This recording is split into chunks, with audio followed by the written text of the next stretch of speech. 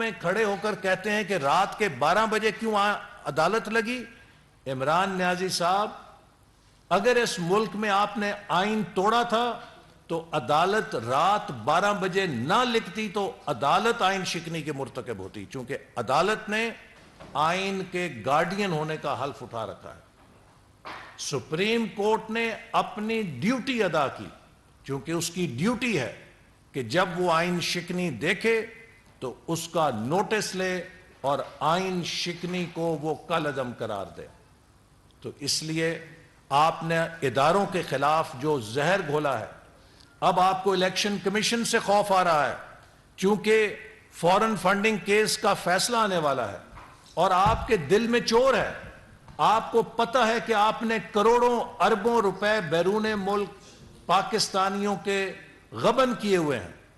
آپ کو پتہ ہے کہ آپ نے ممنوعہ ذرائع سے، پاکستان دشمن ذرائع سے فنڈنگ حاصل کی ہوئی ہے، اور جب سکروٹنی کمیٹی میں آپ کی چوری پکڑی جا چکی ہے تو آپ کو خوف ہے کہ فیصلہ آ گیا تو اس سے پہلے ہی الیکشن کمیشن کو متنازع کرنا شروع کر دو، اس پہ فائر کھول دو۔ آپ کی یہ حکمت عملی کہ جہاں سے میرے خلاف فیصلے آنے کی توقع ہو ان کے خلاف فائر کھول دو، ان کے خلاف سوشل میڈیا کے ٹرولز ڈال دو، ان کو اتنا ڈراؤ کہ وہ میرے خلاف فیصلہ نہ دیں۔ پاکستان کے ادارے آپ کے ٹرول سے نہیں ڈرتے، وہ پاکستان کے آئین کے ساتھ جواب دہ ہیں۔ انہوں نے وہ فیصلہ کرنا ہے جو پاکستان کا آئین اور قانون کہتا ہے۔ اور اب پنجاب کے اندر جو آپ نے کھیل بنایا ہوا ہے کہ پاکستان کا سب سے بڑا صوبہ جس سے آپ کی پتہ نہیں کیا دشمنی ہے، سب سے پہلے 2018 میں آپ نے پنجاب کے مینڈیٹ پہ ڈاکہ مالا۔ آپ کو پنجاب نے مینڈیٹ نہیں دیا تھا، آپ نے وفاقی حکومت بنا کے پنجاب کا مینڈیٹ چرا کے حکومت بنائی۔ چلیے حکومت بنا لی تو کوئی وزیر اعلیٰ تو ڈھنگ کا لگاتے۔ پنجاب سے آپ نے عثمان بزدار کی صورت میں نہ جانے کس چیز کا بدلہ لیا، اور پھر آپ نے پنجاب کے بلدیاتی اداروں کو 50,000 منتخب نمائندوں کو 2 سال تک انہیں برطرف کر کے غیر فعال کر دیا، اور جب سپریم کورٹ نے فیصلہ دیا ان کی بحالی کا تو 7 مہینے تک آپ نے پنجاب میں بلدیاتی ادارے بحال نہیں ہونے دیے۔ سپریم کورٹ کے فیصلے کو آپ پیروں تلے رونتے رہے۔ آپ نے سپریم کورٹ کی بدترین توہین کی۔ پاکستان میں کبھی سول جج یا مجسٹریٹ دفعہ 30 کے حکموں کے ساتھ یہ نہیں ہوا تھا جو آپ نے سپریم کورٹ کے حکموں کے ساتھ 7 مہینے پنجاب میں کیا، اور آپ نے پنجاب کی بلدیاتی قیادت اس سے چھین کے رکھی۔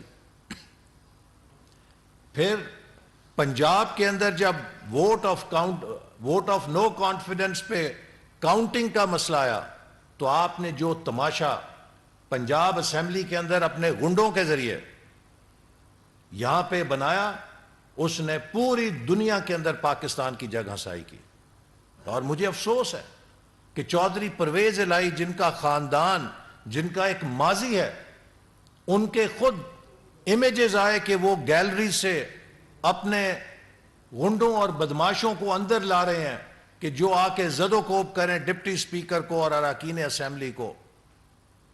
میں سمجھتا ہوں کہ یہ اس طرح کا مظاہرہ تو کسی بڑی نوزائیدہ جمہوریت میں بھی نہیں ہوتا۔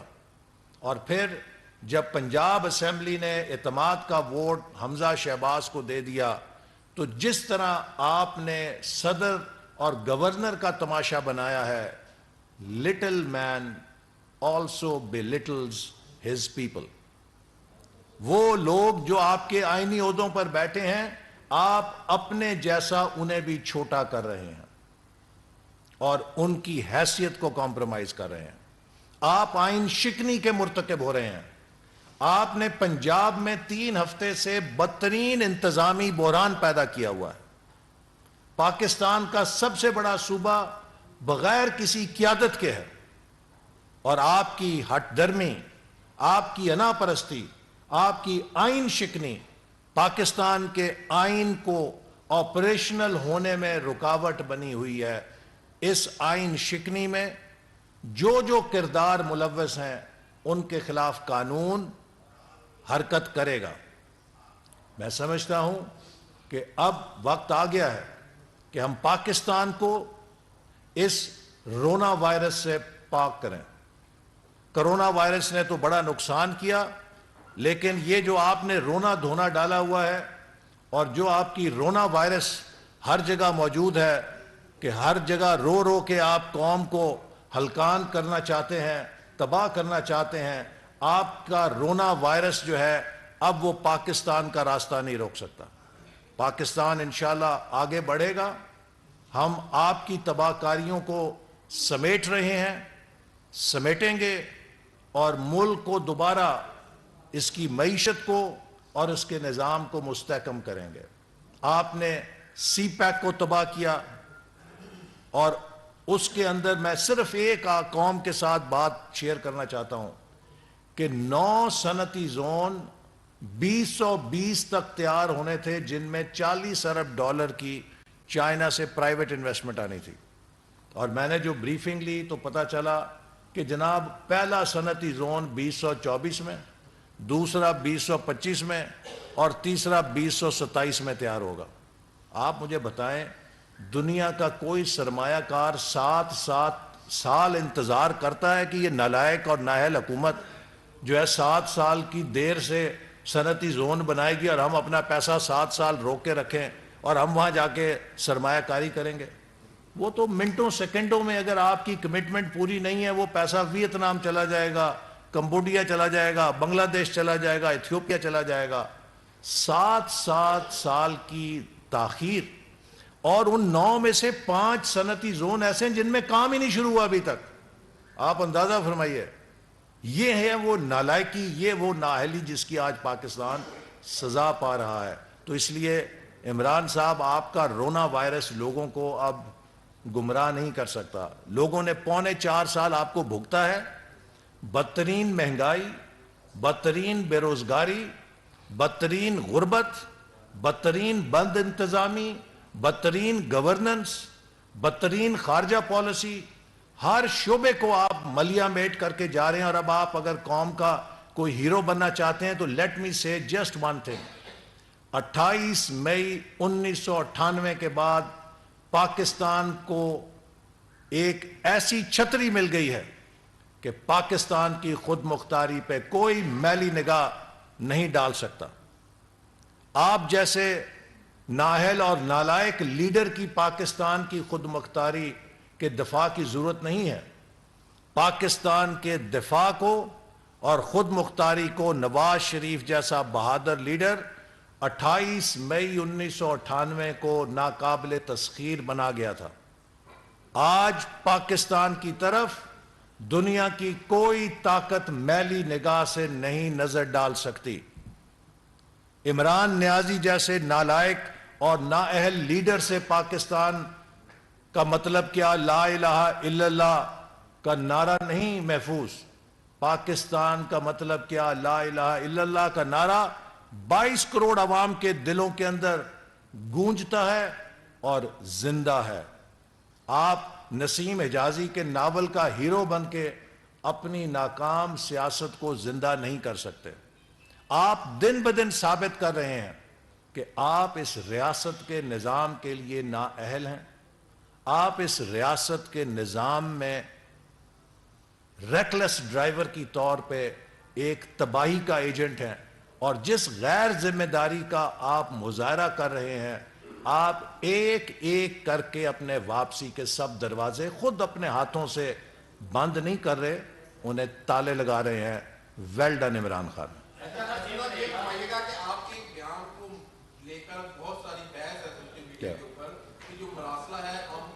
جی دیکھیے، یہ ہمیشہ ٹویسٹ کرتے ہیں۔ میں نے انٹرویو میں یہ کہا تھا، اگر کسی مراسلے کے اندر کسی دوسرے ملک کے کوٹس ہوں، اگر میرے بارے میں آپ اپنے خط کے اندر کوئی بات ایز اے کوٹ منسوب کریں گے، تو جب تک آپ مجھ سے وہ کنفرم نہیں کرتے، آپ یک طرفہ طور پہ وہ کوٹ نشر نہیں کر سکتے۔ یعنی کہ میں تو پھر کسی کے نام سے کوئی چیز منسوب کر کے شائع کر دوں کہ اس نے یہ کہا تھا۔ ہمیشہ منٹس جو ہیں minutes of the meeting are agreed by both parties. میں نے یہ بات کہی تھی کہ اگر جو بات سفیر کی ہے، جو سفیر کی اسیسمنٹ ہے، جو سفیر کی رپورٹ ہے، وہ پاکستان کی پراپرٹی ہے. لیکن اگر ہم مراسلے میں کسی کے کوٹس لے کر آتے ہیں تو جب تک وہ، جس طرح آپ انٹرویو دیتے ہیں تو انٹرویو میں جب آپ صحافی ہیں نا، آپ سے بہتر کون جانتا ہے، جب کوئی بھی انٹرویور کسی کا کوٹ استعمال کرتا ہے تو وہ اسے بھیج کے کنفرم کرتا ہے کہ جناب میں یہ کوٹ کرنے لگا ہوں، آپ کی اجازت ہے.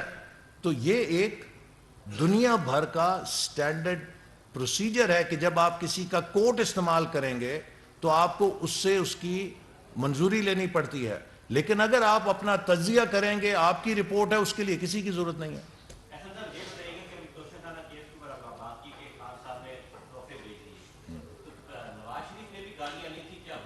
دیکھیے فرق ہے جی، دیکھیے نا، یہی بات ہے کہ توشہ خانہ کے تحت آپ اگر تحفہ لیتے ہیں تو وہ ایک بہت رسپیکٹیبل گفٹ ہوتا ہے. وہ ایک سوورن کنٹری کے سربراہ کو گفٹ ہوتا ہے. اگر وہ اس کی ادائیگی کر کے اپنے ذاتی استعمال میں لاتا ہے تو اس میں اس کی قانون بھی اجازت دیتا ہے اور وہ ایک باوقار چیز ہے. لیکن آج تک 75 سال میں یہ مثال نہیں ہے کہ پاکستان کے کسی سربراہ مملکت نے بیرونی تحفوں کو اس طرح ان کا جمعہ بازار لگایا ہو یا ان کا اتوار بازار لگایا ہو اور بازار میں جا کے ان کو بیچا ہو جیسے کہ عمران نیازی نے کیا. یہ آپ کی بڑی، جسے کہتے ہیں کہ کم ظرفی کا مظاہرہ ہے کہ جو آپ نے کیا ہے. آپ نے پاکستان کے قوم کی بے عزتی کی ہے کہ پاکستان کا وزیر اعظم اس تھرڈ کلاس کا ہے کہ جو ہمارے تحفوں کو بازاروں میں بیچتا ہے جا کے. یہ میرا تحفہ میری مرضی کی بات نہیں ہے، یہ قوم کا تحفہ ہے اور قوم کی مرضی ہے.